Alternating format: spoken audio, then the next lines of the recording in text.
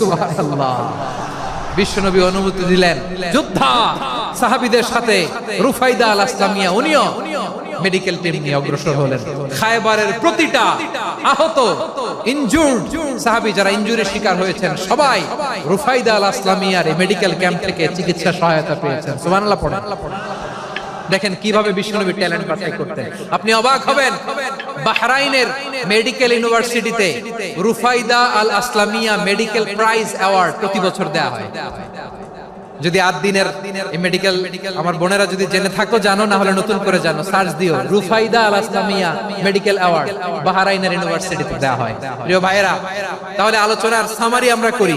বিশ্বনবী যার যেখানে ট্যালেন্ট তাকে ওইখানে কাজে লাগাতেন। আওয়াজ করে বলেন ঠিক কিনা?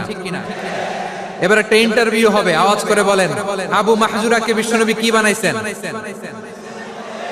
হ্যাঁ,